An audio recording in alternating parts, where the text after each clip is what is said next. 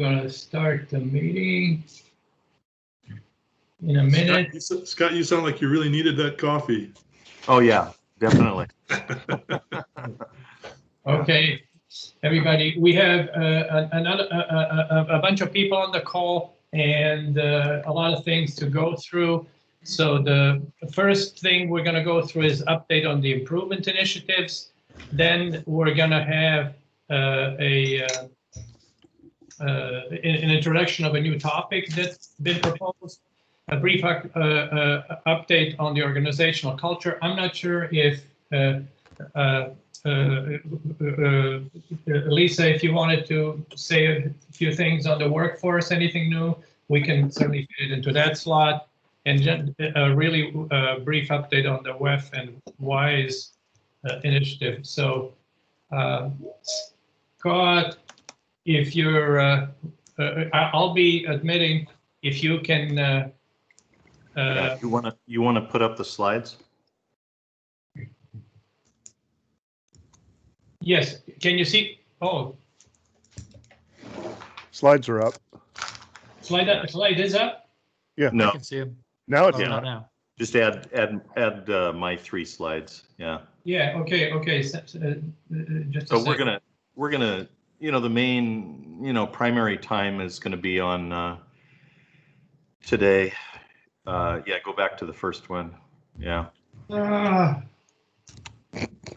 you do that? Give me just a second. Okay. So we're going to be hitting each one of the improvement initiatives. We haven't done an update for the group as a whole on that. So Do you see the slide now? yeah, got it. Elaine Blinn is the team lead for risk management, and she couldn't make today's meeting, so I'm standing in for her, giving a short presentation. This risk management improvement team is a group of a smaller group of 8 active participants who are each developing risk management approaches in their own organization. But they're also focusing on what is more of an overall risk management approach and tools and process for risk management that could apply to the enterprise as a whole, could apply to projects, could apply to operations or different functional areas. So it's being presented that way. And you can see that the participants besides Elaine in WSSC or primary ones are Metro Vancouver, Portland Water, Great Lakes Water Authority, Team 2100 from the UK, Loudon Water, and DC Water, who've been great and very detailed and good conversations. So the team is detailing how to plan for risk management, how to deal with governance and roles and responsibilities. And then the process involved includes that planning, but also identifying risks, assessing and prioritizing risks, developing risk register, mitigating risks, monitoring actions, and updating the risk management plan. So it's really a comprehensive process that's being developed. An example of some of their work that they've spent several sessions on is dealing with a likelihood consequence common matrix that could be used for by utility participants. I'll show you an example of that in a minute. And they want to do a workshop to expose people more broadly to people like on this call to the work they're doing, but they want to get finish their current work products in terms of documenting the work process and finalizing some of these matrices and tools that they're developing. And Elaine's done a great job of pulling this together and working with everybody. So kudos to her. Next slide.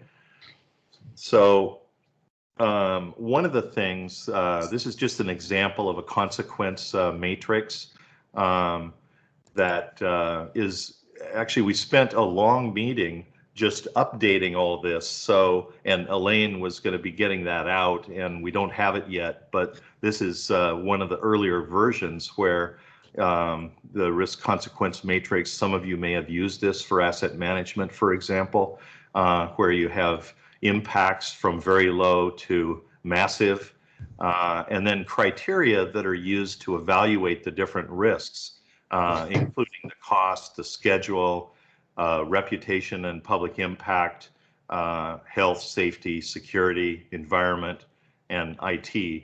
And so we've the team has spent quite a bit of time updating this. It's actually an order of magnitude better than what you see here, but it's going to be something that's going to be an artifact that others can use. If you want to go to the last slide. Cello has sent out to the improvement teams this matrix, which is getting us also focused on what are the deliverables that need to be produced. And so this particular team will be documenting the common framework that is being developed, as well as the individual case studies of the participants for the risk management processes.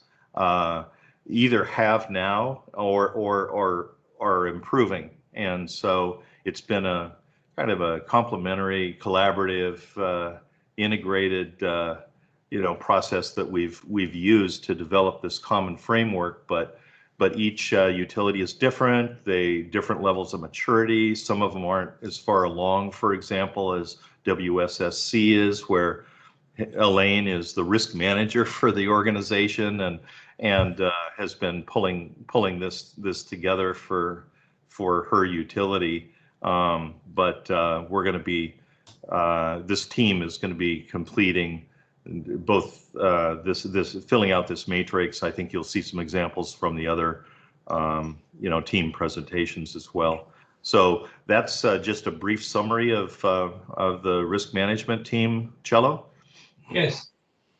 So we next on our agenda is the report from DC Water from Getachew. Getachew, did you want to start or share your screen? Yes, sure.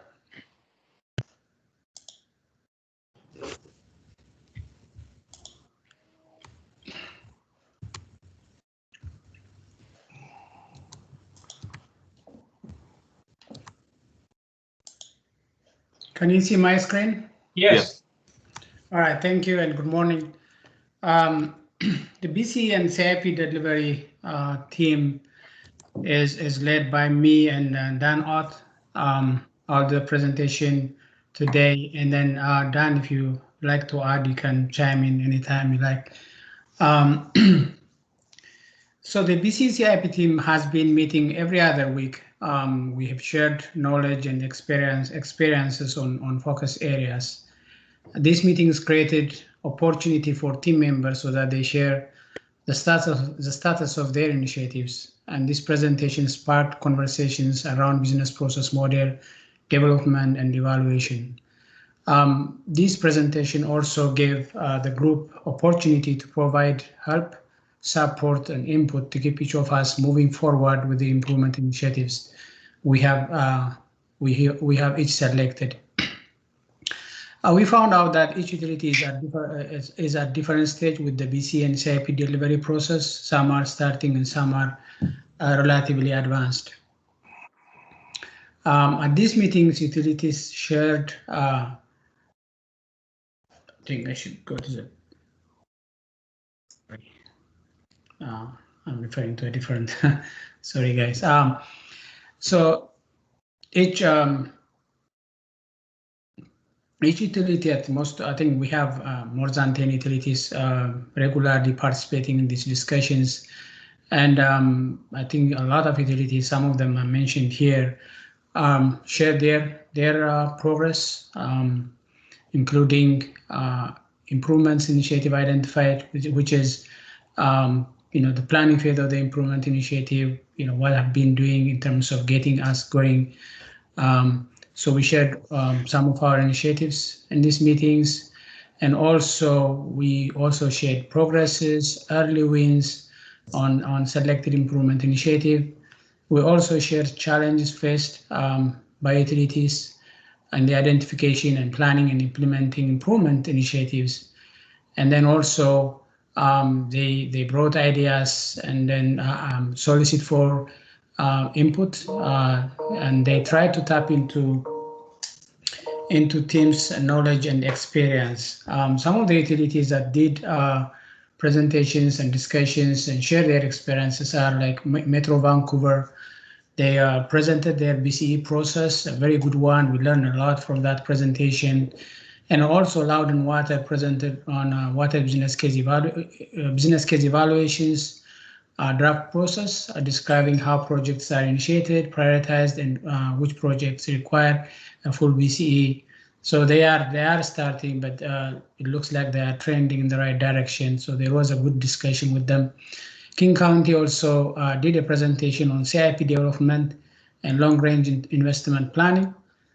Their plan is data-driven approach, and they use that to basically create a transparency process and also provide justification on why they are doing each project. Each project goes through a good evaluation process. The other utility who also presented in these meetings is Gwinnett County. They have CIP planning and BCE process and improvement opportunities, and we had good discussions with them. And DC Water also shared the BC improvement initiative from project planning to the actual improvement progress that we made. We did a couple of presentations on that. There were also other utilities who were actively participated in the discussions. So these meetings helped us to learn from each other and also tapping into our experiences and knowledge in the CIP planning, BC process, as well as CIP delivery. We also discussed some topics and questions were raised at these biweekly meetings. Some of them are like, who are the people that make up your utilities business case evaluation review team? Do you have a person dedicated to business process modeling? And I just would like to mention that Dr. Mike has always been a constant presence, making himself available to support utilities with business as process modeling. We have made use of him, and and he was always available in meetings, and also when we need him in our refinement of the ADIS process, as well as in the development of the to-be process. Speaking of DC Water, the other question was also, how are you approaching your improvement initiative? Who is your project team? Are you flying solo? Those type of questions were raised and discussed, and others also. So we are like, somewhat in the last 10 days of January. We don't have a lot of time. Cello sent, like Scott shared earlier, spreadsheet for us to complete with whatever have been accomplished so far and what's to be accomplished between now and April, May. This is what we sent, a brief summary of what we sent to Cello. We have completed, like DC Water as an example, we have completed the ADIS model on November 20. The to-be process model is in its final stage. It has to be presented to our sponsors. Hopefully we'll get it done by mid-February. The plan for implementing the improvements is being worked on. I think we'll finish that by the end of February, and then we plan to complete within 1 month what we plan to the implementation phase of the plan that we have. And then in the meantime, we write and update our BC guideline document, as well as the case study that is expected as a delivery for this initiative, and the draft. We're planning to send the draft by March 31st and then finalize it by end of April. And that's all I have. Dan, do you have anything to add? Oh, great job, Getachew. I might just add that It's been a really good collaborative process so far, working with all the different utilities, and we've had a lot of good sharing on people's existing processes within BCE and CIP delivery.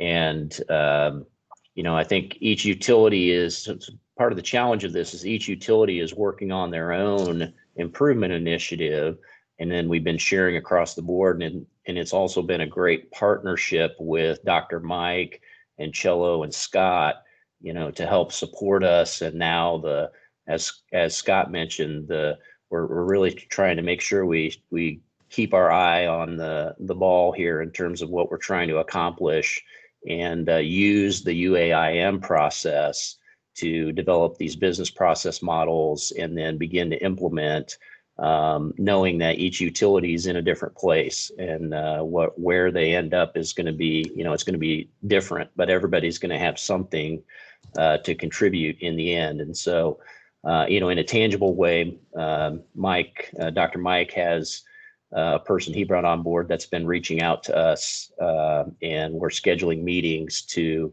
make sure that we, have some progress on the business process modeling side, and that can get collected and become part of those case studies that can get shared across all utilities. So yeah, it's been a fun effort so far. It's been fun working with Getachew and team. So thank you. Thank you, Getachew and Dan. Richard, you're up next.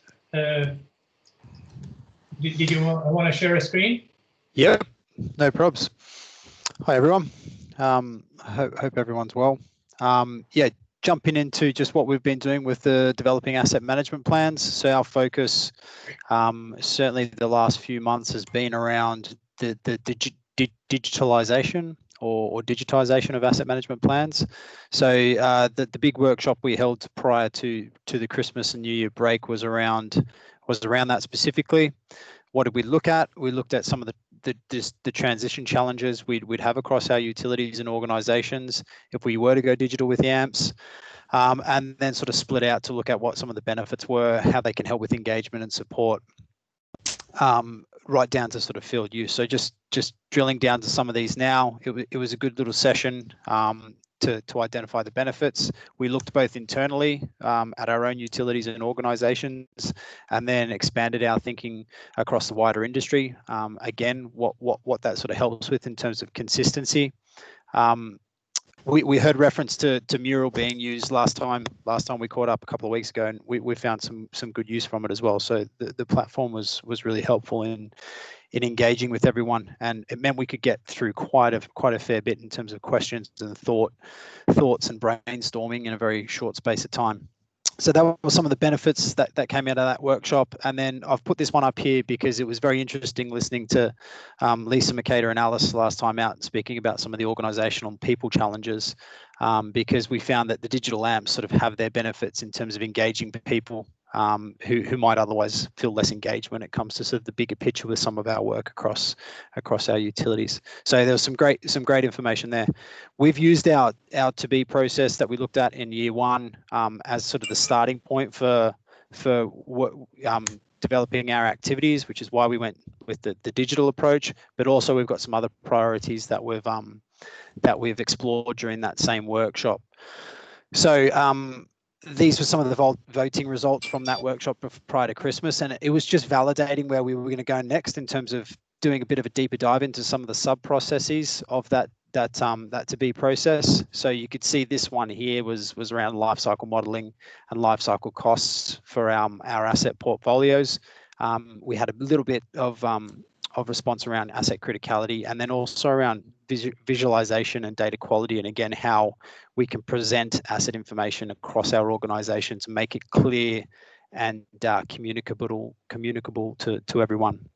So that leads us on to what our focus is over the next couple of months. And again, it's more workshops. So the next workshop we're doing, it's open to all. So I believe we're extending this one to the wider network here, which would be great. And like I said, with that one before Christmas, there was certainly some discussion and brainstorming that we had. I think that would benefit some of the other work tracks as well. So we're approaching asset lifecycle modeling. We've got 4 elements to this workshop. Patricia, Doug, and others, Jonathan and Chris have done a great job putting together this approach. But we're going to get an overview of the utility asset lifecycle model that Portland Water Bureau use. Jonathan's going to talk us through Tacoma's economic model. Chris will then talk about developing replacement costs, and we're going to finish with an overview of the lifecycle modeling approach that's in use on Team 2100. It's pertinent for Team 2100 because there's been a lot of questions and work on that in the last couple of months as we come up to our funding phase. So that's the next workshop. Good progress from the work stream, and I'll use this opportunity as a bit of a reminder that we've also, as has been referenced earlier by Scott and Getachew, we've got to capture what our deliverables are across our own organisations. So there's a form going out to members of the AMP group just to try and capture those and look at some of the target timescales for deliverables that we can present back to the network over the next few months. But yeah, it's been great, and I'm looking forward to next week and our next workshop. Our next workshop, when hopefully we'll see a few more of you from across the network joining and participating.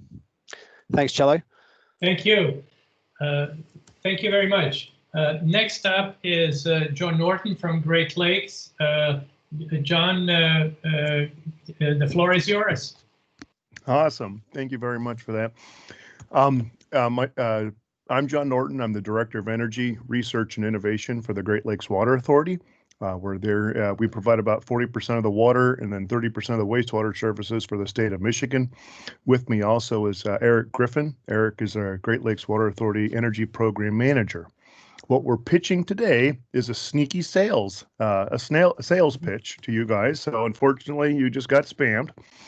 We are trying to form a utility energy management group to discuss and develop energy management approaches that are effective. This is a bit of a challenge. The energy is unique to the water and wastewater industry. There's immense social pressure, of course, to reduce energy use, net zero. Of course, your wastewater utility you can generate energy. And the truth is, when you go talk to those that are actually trying to do that, they see that it's extremely challenging. And in fact, when you get to talking to the operators, they put nearly zero weight on energy management. You know, their concern is public health. Their concern is permit. Give me an example of this. I saw a big argument between the folks that ran the Chicago system and the folks that ran the New York system about Chicago agreed to turn off their blowers on Sunday, on a hot day afternoons, to reduce energy demand, so that they could provide that capacity. The Energy Authority could provide that capacity to others. So they were potentially risking a little bit of a damage to their effluent, potentially. They didn't, but that was a huge discussion. So our focus would be actually, how do you actually enact change at a utility regarding energy? Eric has done an awesome job pulling together data sources, so we can just simply show a nice dashboard. You've probably seen those at schools or other buildings that you've been into. There's a nice dashboard of energy use. All the way down to what energy meters do you use and how do you get them back? Where should sub-metering go? Trying to convince folks that energy metering, it makes sense for sub-metering, to look at things like energy efficiency or pump efficiency or so. All the way up to, do you just drive up? If that doesn't work, do you drive it at the board level? Every project shall consider energy, etc. So right now there's us that we've talked to. We've talked to Chicago, Metro Vancouver, DC Water, and a few others, trying to pull that together. So there you go. That's a pitch, a sales pitch. Would you join us in our quest? So this would be, thank you, John. This will be a new topic. So if you're interested, please just send me an email. We'll make a place in our Microsoft Teams for this new topic. We'll create space in OneDrive, and also Washington Suburban. I think Keith Tyson was also interested in this. Yes. So we're trying to see if there would be support for such an effort. So thank you, John. So next up, really quickly, we have only a few minutes left. Mark Pauling with the organizational culture update. Yeah, I will keep this really short so not to run over. So for those who are on the work culture group, if you can get your comments in by, well, tomorrow, you have tomorrow. I'm going to work on it on Sunday. So if you can get your comments in, we've made good progress in determining our maturity model. And I just want to do that quick reminder since we're short on time. And then with regard to our strategic steering committee, we've got some really good news that we're working on. The committee meets in early February. As you may know, we've been working to transition the program over to the Water Environment Federation. That looks like that's going to happen. But we need to run this by the committee. But hopefully by in a few weeks, I'll have some great news to report in terms of our ongoing efforts for the UAIM.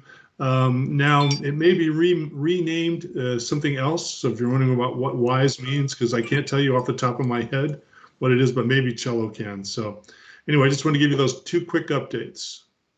Yeah, thank you. Lisa, we haven't spoken before. Anything you wanted to add?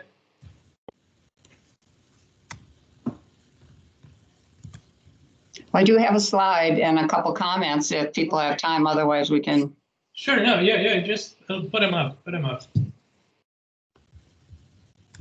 All right. Real quick update on the workforce team. We're working on our maturity model, and we had our workshop in December. We gathered tons of great input, and Alice and Makeda have been doing a super good job and a lot of work distilling that down into 4 component categories: mastery, autonomy, purpose, and fairness. In our last meeting, we reviewed that distillation and gathered input so we could refine it a little further. And I think the thing that, at least for the group, has come up a few times, and for me really is front and center, is distinguishing the workforce from culture. I think really points out that there's complexity when it comes to the people aspects of organizations. Best analogy I can use is there's a lot in our organizations that we're dealing with on a day-to-day that's like a jet airplane. It's complicated, but it has a reliable and predictable interaction of component parts. For example, you could take a part out and you'd be able to decide whether that plane could fly or not. When it comes to the workforce, we tend to keep that same mindset, and we need a totally different mindset. The workforce is not like a jet airplane. It's not linear. It doesn't have that same cause and effect. Workforce is more like a bowl of spaghetti. You pull one of those spaghettis out of the bowl, not even the best supercomputer in the world can predict or model how the rest of the spaghettis will respond to that action. And so I think that's this is an important thing for us to really think about. How do we do as well with our workforce as we've done with our equipment and our technology and our infrastructure? On Monday, we have our next meeting. We'll review where we're at and decide on next steps. I'm complete. Okay, thank you very much, Lisa. That was really awesome. For everybody, really great reports. We're right on time. I usually like to keep an open discussion at the end, but to respect everybody's time, with all the time the project's already taken away from you, I'm gonna stop recording and wish you all a great weekend.